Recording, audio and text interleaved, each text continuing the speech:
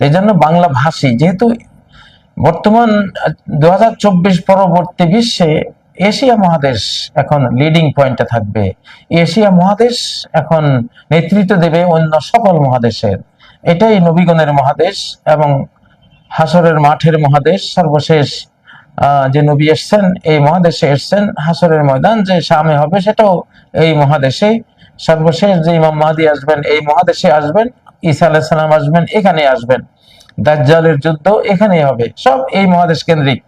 আর বাংলা ভাষা এই মহাদেশের একটা অন্যতম ভাষা, অতএব বাংলা ভাষাকে গুরুত্ব দিতে হবে। আরবি, উর্দু, হিন্দি, বাংলা এশিয়া মহাদেশেরই ভাষা, চাইনিজ ভাষাও এশিয়া মহাদেশের ভাষা, এইসব ভাষাই আগামী দিনে নেতৃত্ব দেবে ইনশাআল্লাহ। সেজন্য আমাদের সফলতার জন্য হলো ইসলামিক, বাংলাদেশি, বাংলা ভাষী, এই তিনটা মনে রাখবেন। এটা কোনো হেয়ালি কথা না, এটা গভীরভাবে পর্যবেক্ষণ করে দেখবেন এই তিন গুণ সম্পন্নরাই বাংলাদেশে বিজয়ী থাকবে ইনশাআল্লাহ আগামী দিনগুলোতে। আজকে শিরোনামটা দেখতে পাচ্ছেন, মুসলিম হত্যাকারীরা অভিশপ্ত, অভিশপ্তদের পরাজয় ও ভয়াবহ পরিণতি দেখতে থাকুন। যেমনটা আমরা বলতেই ছিলাম, ইনশাআল্লাহ এখন দুর্বলরা বিজয়ী হবে, হীনবল করে রাখা হয়েছে তাদেরকে। বিশ্বের মোড়লরা, স্বার্থান্বেষী, কায়েমি স্বার্থবাদীরা, পরাশক্তিরা, বৃহৎ শক্তিরা এই মুসলিম উম্মাকে দুর্বল করে রেখেছিল, দাবিয়ে রেখেছিল, তাদের ক্ষমতার বোলডোজারের নিচে তাদেরকে নাস্তানাবুদ করতেছিল। এখন দিন আল্লাহ পাল্টে দিয়েছেন। এখন পাকিস্তানের বিজয় দেখবেন। কাশ্মীর পাকিস্তানের সাথে ভারত ইসরায়েল যুদ্ধ করে ওখানে হেরে যাবে, তারপর তারা পোল্টি নিয়ে আক্রমণটা করবে বাংলাদেশে। ব্যাপার হলো আমাদের বাংলাদেশের মানুষেরা বাংলাদেশ আক্রান্ত হওয়ার বিষয়টা এখনো সিরিয়াসলি নিচ্ছেন না। এই সিরিয়াস ভাবে না নেওয়ার কারণে, গুরুত্ব সহকারে এই বিষয়টি না দেখার কারণে বাংলাদেশ যখন আক্রান্ত হবে তখন আক্রান্ত হওয়া থেকে কমপক্ষে 2 মাস লেগে যাবে তার উঠে দাঁড়ানোর জন্য, ভারতের বিরুদ্ধে তুর্কি বতর্কি যুদ্ধ করার জন্য। তাহলে এই 2 মাসে সে প্রচুর মার খেয়ে যাবে। 2 মাসে বহু কোটি মানুষ বাংলাদেশে মারা পড়বে বাংলাদেশের অবহেলার কারণে। উচিতটা ছিল এক্ষুনি পূর্ণ সামরিক প্রস্তুতিতে থেকে যাওয়া, একেবারে বিশেষ করে আকাশ প্রতিরক্ষা। একটা পাখি উড়লেও যাতে আমাদের রাডারকে সে অতিক্রম করতে না পারে। এখানে যে কোনো জিনিস, বিশ্বের সর্বশ্রেষ্ঠ আকাশ প্রতিরক্ষা ব্যবস্থা আমাদের চট্টগ্রামে থাকা উচিত, পার্বত্য চট্টগ্রাম। আপনারা জানেন গত একদিন আগের একটা শিরোনাম আমি দিয়েছিলাম যে এখানে দ্বিতীয় ইসরায়েল রাষ্ট্রের পরিকল্পনা চলছে, আরাকান আর্মি। এই যে আরাকান আর্মি বলছেন, আরাকান এটা আরবি শব্দ। আরাকান মানে হলো পিলার, পিলার্স। আর আরবি ভাষায় আরকানে দৌলত, আরকান দৌলা বা আরাকিন দৌলা, এটা বলা হয় রাষ্ট্রের যারা মন্ত্রীবর্গ, পর্ষদবর্গ, এরা, এদেরকে বলা হয় আরকান, আরাকিন, আরাকান। তো আরাকান আর্মি মূলত এটা ইসরায়েল আর্মি, ইসরায়েলের প্রক্সি, এরা ইসরায়েলের প্রক্সি। হঠাৎ করে কোত্থেকে আরাকান আর্মি এইভাবে ভয়ঙ্কর সব মারণাস্ত্রে সজ্জিত হলো এবং তাদের বিজয়ের সিরিজ তৈরি হলো? পেছনে কারা আছে? ওই যে বার্মা অ্যাক্ট, ইসরায়েল অ্যাক্ট। আসলে বার্মা অ্যাক্টের মাধ্যমে জায়নিস্টরা জান্তা বাহিনীকেও ব্যবহার করেছে রোহিঙ্গা মুসলিমদেরকে খেদাবার জন্য। তারপরে তারাই তো ইসরায়েলের প্রক্সি হলো আরাকান আর্মি। আরাকান আর্মি দিয়েও সেই একই কাজ, রোহিঙ্গা মুসলিমদেরকে খেদাচ্ছে। মূলত ইসরায়েলের ইহুদি এবং মুশরিক এবং জায়নিস্টদের মূল টার্গেট হলো মুসলিমরা। মুসলিমরাই থাকে প্রতিবাদী, আদর্শিক। তো এখানে তারা দ্বিতীয় ইসরায়েল রাষ্ট্র তৈরি করার জন্যই আরাকান আর্মিকে পেছন থেকে তারা অস্ত্র দিচ্ছে, ডলার দিচ্ছে, সব ধরনের সাপোর্ট তারা দিয়ে যাচ্ছে। দিন শেষে এটাই ইসরায়েলের প্রক্সি বাহিনী এবং এদের হাত রঞ্জিত হচ্ছে রোহিঙ্গা মুসলিমদের রক্তে। আগামী দিনে এই আরাকান আর্মির হাতে রঞ্জিত হবে বাংলাদেশের মুসলিমদের রক্তে। বাংলাদেশ খুবই সাবধান। আরাকান আর্মি, আচ্ছা আরাকান আর্মি তাদেরকে মানবিক মানবিক করিডোর দেওয়ার জন্য জাতিসংঘ সহ সারা বিশ্বের মুরব্বীরা এখানে উঠে পড়ে লেগেছে। কারণটা কি? আরাকান আর্মিটা কি?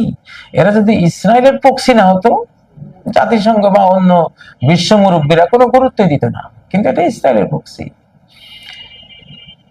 এখানেই ইসরায়েল, দ্বিতীয় ইসরায়েল গঠনের জন্য যে পার্বত্য চট্টগ্রাম, আরাকানের একটা অংশ, মিজোরাম, মণিপুর, এরা এরা এরা সবার শত্রু। বাংলাদেশেরও শত্রু, এরা আরাকানেরও শত্রু, এরা ভারতেরও শত্রু। এরা এই তিন দেশ ভেঙে এখানে দ্বিতীয় ইসরায়েল রাষ্ট্র, এই অভিশপ্ত এই জাতিটাকে এখানে আনতে চাচ্ছে, গোটা এই অঞ্চলটাকে অভিশাপে পুড়ে ছারখার করার জন্য। তো যাই হোক, দিন শেষে পাক ভারত যুদ্ধ কিন্তু গড়াবে বাংলাদেশ ভারত যুদ্ধে। বাংলাদেশ ভারত ইসরায়েল, ভারতকে চালাচ্ছে তো ইসরায়েল। তো এটা পাকিস্তানে নাটকটা ঘটানো হয়েছে, কারণ সেখানে সন্ত্রাসের অনেক অভিযোগ দিয়ে তারা অনেক বিশ্ব মুরব্বীদের মন কাটতে পেরেছে, অনেক কিছু করতে পেরেছে, সেজন্য জঙ্গিবাদের নাটকটা সেখানে করেছে। হ্যাঁ, বাংলাদেশে করলে এটা কেউ খাবে না, এটা কেউ বিশ্বাস করবে না, কিন্তু সেটা ঘুরিয়ে এনে ফেলা হবে এখানে। কারণ এদের মূল টার্গেট হলো মুসলিম নিধন। সে মুসলিম বাংলাদেশের হোক, পাকিস্তানের হোক, আর ফিলিস্তিনের হোক, আর সেটা ইরাকেরই হোক, সেটা লিবিয়ার হোক, আফগানিস্তানের হোক, মুসলিম হলেই হলো। তো এই যে জঙ্গিবাদের নাটক, এখন ভারত কি বলছে? ওনারা এরাই তো জঙ্গি, মূলত জঙ্গি সন্ত্রাসী হলো ভারত আর ইসরায়েল এবং তাদের মুরব্বীরা। মূলত জঙ্গি সন্ত্রাসী তারাই জঙ্গি সন্ত্রাসবাদ করে, নাটক করে মুসলিমদেরকে হত্যা করে। দেখুন পাকিস্তানের মসজিদে তারা ক্ষেপণাস্ত্র ছুটছে। মোদি সাহেব, আপনি কতটা, আপনি এখন কি বলবো, আপনারা এখন শান্তি বাহিনী, আপনারা না, কত বড় সন্ত্রাসী আপনারা কত বড় সন্ত্রাসী। নিজেরাই নিজের জাতি অন্য জাতির মানুষকে খুন করে সে খুনের দায় অন্যের উপরে চাপিয়ে আবার সেই সেই সেই অন্যদের সেই অন্য কারা, পাকিস্তান মুসলিম একটা দেশ, সেখানে মসজিদে, সেখানে মাদ্রাসায় মারছেন, বলছেন কি আমরা জঙ্গিবাদীদের আস্তানায় আমরা আক্রমণ করেছি। একটু ধৈর্য ধরুন। জঙ্গিবাদী যে আপনারা, আলা ইন্নাহুম হুমুল মুফসিদুনা ওয়ালাকিন লা ইয়াশউরুন, আল্লাহ বলছেন এরা নাকি এরা শান্তির পক্ষে, এই অশান্তি সৃষ্টিকারী হায়নারা এরা দাবি করে, কত বড় জ্ঞান পাপী অভিশপ্ত, এরা দাবি করে যে এরা নাকি কিনা কয় শান্তির পক্ষে। আল্লাহ বলছেন আলা ইন্নাহুম হুমুল মুফসিদুনা, জেনে রাখো এরাই অশান্তি সৃষ্টিকারী, ফাসাদ সৃষ্টিকারী, অর্থাৎ সন্ত্রাসী, জঙ্গি সব হলো এরা। ওয়ালাকিন লা ইয়াশউরুন, কিন্তু এদের অনুভূতি নেই। এরা তো মনুষ্যত্ব হারিয়ে ফেলেছে, পশুত্ব হারিয়ে ফেলেছে, এদের অনুভূতি আসবে কোত্থেকে? সূরা আল বাকারার 12 নম্বর আয়াতে এটা বলছে। তো যা খুব জটিল কুটিল একটা মালহামা, একটা বিশ্বযুদ্ধ কিন্তু স্টার্ট হয়েছে পাক ভারত যুদ্ধের মাধ্যমে। এটা ইসরায়েলি ব্রেন থেকে, জায়নিস্ট ব্রেন থেকে এসেছে। নাচতেছে এই দোলনায় আমেরিকা, ভারত, আরো তাদের সহযোগীরা। কিন্তু এরা আমেরিকারও শত্রু জায়নিস্টরা, এরা ভারতেরও শত্রু জায়নিস্টরা, এরা রাশিয়ারও শত্রু, চীনেরও শত্রু, গোটা মানব জাতির শত্রু। তো এদের কাজই হলো, এদের সংখ্যা যেহেতু পৃথিবীতে আল্লাহ কমিয়ে দিয়েছেন 1,40,00,000 মাত্র, তাহলে শত শত কোটি যেসব জনসংখ্যার জাতি আছে, এদের চক্ষুশূল হলো তারা। সেই জন্যই এরা খুনের জন্য এই যুদ্ধের এখানে উপস্থাপনা এরা করছে, এদেরই ব্রেন থেকে এটা আসছে। তো যাক, আমার এখানে শিরোনামটা দেখতে পাচ্ছেন, এরা তো অভিশপ্ত, ইসরায়েল অভিশপ্ত, সাথে যে হিন্দুত্ববাদীরা মুসলিম হত্যা করছে এরা অভিশপ্ত। এর দলিল হলো সূরা আন-নিসার 93 নম্বর আয়াত, ওমাই ইয়াকতুল মুমিনান মুতাআম্মিদা, যে ব্যক্তি বা যারা হত্যা করবে একজন মুমিনকে মুতাআম্মিদান, স্বেচ্ছায় সুপরিকল্পিতভাবে, তার 5টি শাস্তি। এক, জাযাউহু জাহান্নাম, তার প্রতিদান হলো জাহান্নাম। 2, তার শাস্তি হলো খালিদান ফিহা, চিরস্থায়ী সে সেখানে থাকতে হবে। 3, ওয়াগাদিবাল্লাহু আলাইহি, আল্লাহর গজব পতিত হয়েছে তার উপর। 4, ওয়ালানাহু, আল্লাহর অভিশাপ, লানত তিনি দিয়েছেন তাদেরকে। ওয়াআদ্দালাহুম আযাবান আযীমা, 5, মহা শাস্তি তাদের জন্য নির্ধারণ করে রেখেছেন। আচ্ছা, তাহলে এখানে লানাহু, তাহলে এরা যারা মুসলিম হত্যাকারী তারা কি মালউন, তারা অভিশপ্ত। আচ্ছা, অভিশপ্তদের রেজাল্ট কি? অভিশাপ, আল্লাহর অভিশাপ করলে সেই জাতির অবস্থা কি হয়? দেখুন সূরা আন-নিসার 12 নম্বর আয়াত, উলাইকাল্লাযীনা লা'নাহুমুল্লাহ, এরাই তারা যাদেরকে আল্লাহ লানত করেছেন। ওমাই ইয়ালআনিল্লাহু ফালান তাজিদা লাহু নাসীরা, আল্লাহ যাকে লানত করবেন তার কোনো সাহায্যকারী তুমি খুঁজে পাবে না। সূরা আন-নিসা 52 নম্বর আয়াত। আচ্ছা, তো যাকে আল্লাহ লানত করে তার প্রকৃত কোনো সাহায্যকারী নেই। ইসরায়েল ভারত সে অসহায় অবস্থা এখন পড়ে যাবে। এরা মুসলিমদের খনি, এই খনিরা, এই খনিদের কাছে যেসব কোম্পানি অস্ত্র বিক্রি করবে তাদের কোম্পানি শুদ্ধ এখন গারত হয়ে যাবে, বরবাদ হয়ে যাবে। এই যে রাফালের কি দুর্গতি হয়েছে দেখুন, এই যে রাফাল 2-3টা মার খেয়েছে, ভূপাতিত হয়েছে, রাফাল কোম্পানির মার্কেট ধ্বংসের দিকে চলে যাবে, শেষ পর্যন্ত দেউলিয়া হয়ে। কারণ অভিশপ্ত জাতির সাথে তুমি যদি সাহায্য সহানুভূতির কেবল তৈরি করে দাও, অভিশপ্ত জাতির পক্ষে চলে যাও, তার অভিশাপের ভাগ তোমাকে নিতে হবে। ইসরায়েল আর হিন্দুত্ববাদী মোদীদের যারাই সাহায্য করবে, যত বড় বৃহৎ শক্তি পরাশক্তি হোক, এই 2 অভিশপ্তকে যারাই সাহায্য করবে অভিশাপের ভাগ নিয়ে তারা বেচাকার হয়ে যাবে। অতএব আমি সরল লেখায় বলতে পারি, এই ইসরায়েল ভারতকে যারা এখন অস্ত্র দিবে, ওই অস্ত্র কোম্পানিগুলি রেডি থাকো বাবা, তোমাদের দেউলিয়াত্ব এবং তোমাদের কি বলবো সর্বহারা পার্টিতে যোগদান করার জন্য তোমরা অপেক্ষায় থাকো। ইনশাল্লাহ ওই অভিশাপের ভাগ নিয়ে বরবাদ হয়ে যাবা। প্রকারান্তরে দেখবেন যারা পাকিস্তানকে, বাংলাদেশকে, মুসলিমদেরকে অস্ত্র দিয়ে হেল্প করবে, তারা তার জুলুম করবে না, আত্মরক্ষার জন্য অস্ত্র দেবে। যারা পাকিস্তানকে দেবে, বাংলাদেশকে দেবে, ওইসব অস্ত্র নির্মাতা কোম্পানিগুলো তাদের প্রফিটের হার অনেক বেড়ে যাবে।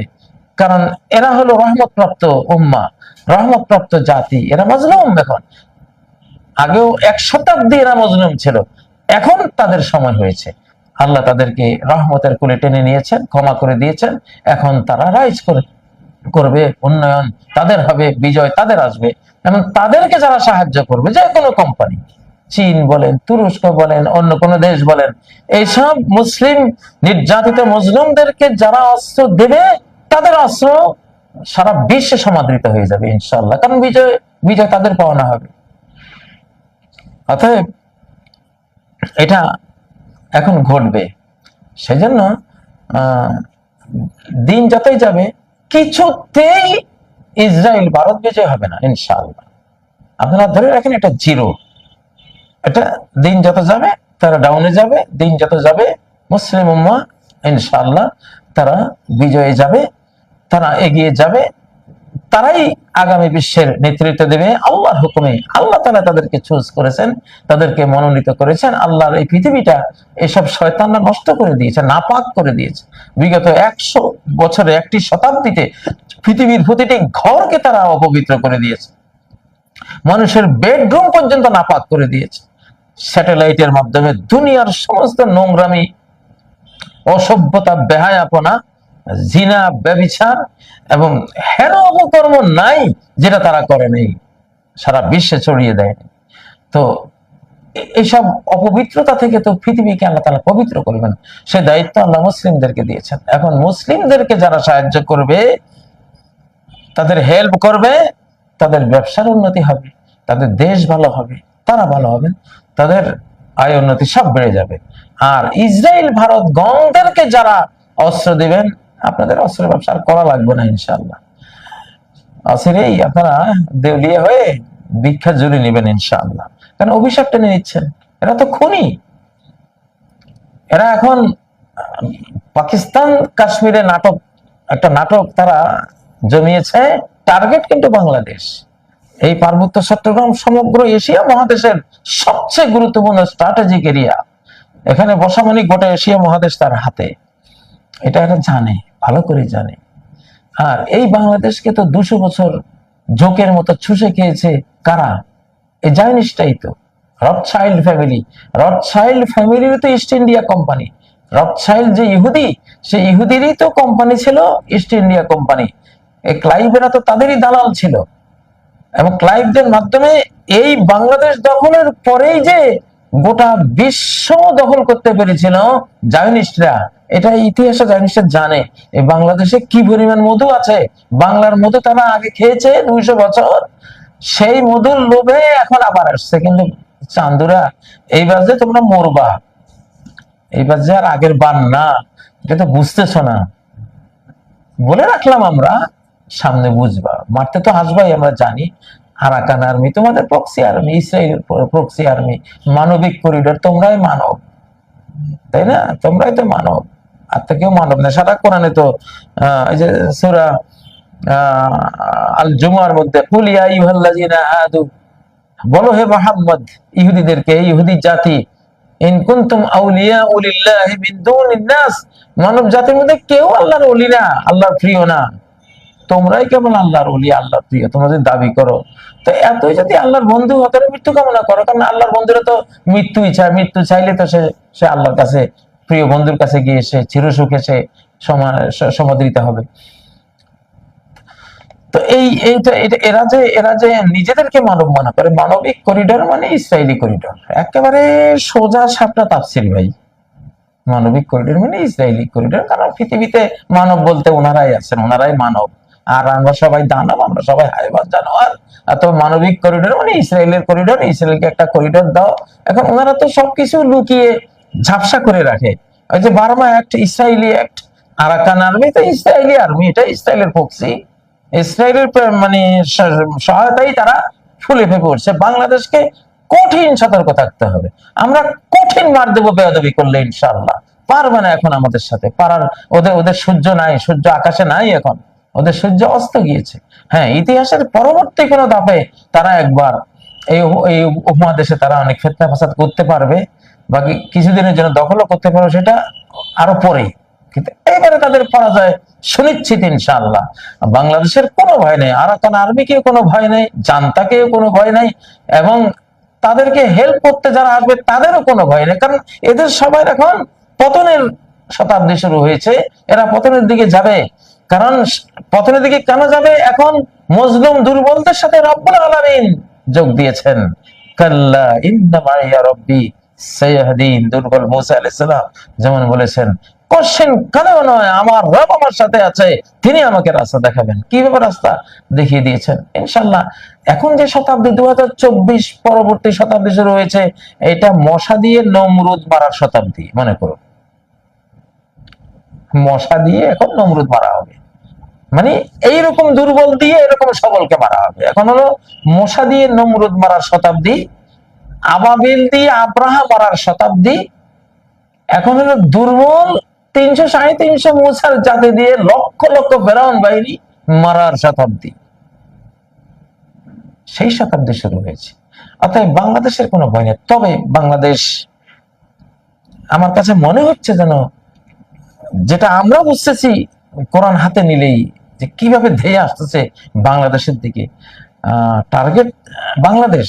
ঘটনা ঘটানো হয়েছে ওইখানে, ওখানে জঙ্গিবাদের একটা তকমা দিতে পারলে, জঙ্গিবাদী প্রমাণ, জঙ্গিবাদী বলে মাঠে খাওয়াইতে পারলে যে উনি জঙ্গি, এরা জঙ্গি, বাস এদের আর তো বেঁচে থাকার অধিকার নাই, এদের কোনো ঘর বাড়িও থাকার অধিকার নাই, এদের কোনো জানাজারও কোনো অধিকার নাই, এদের কোনো মানুষ হিসাবে এদের পরিচয় দেওয়ার কোনো অধিকার নেই। এমন ঘৃণিত করবে ওনারা, ঢোল তবলা বাদ্য পিটিয়ে, মানে ওরা শেষ। অতএব ওইখানে যদি এই পচানোটা পচাতে পারে, পাকিস্তানের মসজিদ ওয়ালাদেরকে, মাদ্রাসা ওয়ালাদেরকে, আলিম ওলামাকে, যারা পারো ট্রু মুসলিম ওদেরকে, তো সেটা এনে বাংলাদেশে ওনারা প্রয়োগ করে দিবেন অনায়াসে। সেটাই চাচ্ছেন। চান্দুরা, তোমাদের সময় এখন নাই। এই যে শয়তানি বাদ দাও, যদি বাঁচতে চাও শয়তানি বাদ দাও, এমন মার খাবা, আল্লাহর মার অপেক্ষায় আছি। দুই চোখকে আমিও দেখবো, তোমরাও দেখবো, বিশ্ববাসী দেখবে তোমাদের মার আর তোমাদের হাহাকার। ইনশাআল্লাহ নাটক তো করেছে, ওগুলি সব জানি আমরা, এখন তোমরাও জানো। তোমাদের শয়তানি খবর তোমাদের নাই। তো যাই হোক, নসিহা দিলাম তোমাদেরকে, ভালো হয়ে যাও। আর এই শয়তানি, এই নাটক, এগুলি আর করো না। তোমাদের এখন ভালো হওয়া উচিত। যত ক্ষমতাই তোমাদের থাকুক, সৃষ্টিকর্তা আল্লাহ তাআলা এখন তোমাদের পক্ষে নাই, আমাদের পক্ষে, মজলুমদের পক্ষে, মুসলিমদের পক্ষে, যারাই কালেমা মুখে নেবে তাদের পক্ষে। অতএব লড়াই করবা কার বিরুদ্ধে? মহাশক্তিদের গোটা মহাবিশ্ব হলো মুসলিম, আল্লাহর অনুগত। তোমার কি ক্ষমতা আছে? কিচ্ছু নাই তোমার। মশার মতো উড়ে যাবে, আবাবিল পাখির মারের সামনে আব্রাহার মতো তোমার পরিণতি হবে। ফাজআলাহুম কাসফিম মাকুল, তাদেরকে করে দিল কিসের মতো? চর্বিত ভুসির মতো।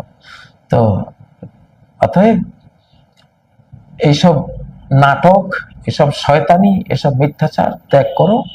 আর ভারতের সাধারণ আমার মানব বন্ধুরা, হিন্দু হন, বৌদ্ধ হন, খ্রিস্টান হন, যেই হন না কেন, এসব যুদ্ধে আপনারা এইসব কুমতলবী সরকারকে সহায়তা দেবেন না। মানুষ মারার এসব যুদ্ধে আপনারা কারো হেল্প করবেন না। আপনারা ন্যায় নীতির পক্ষে থাকুন। আমরা মুসলিম, আপনারা হিন্দু।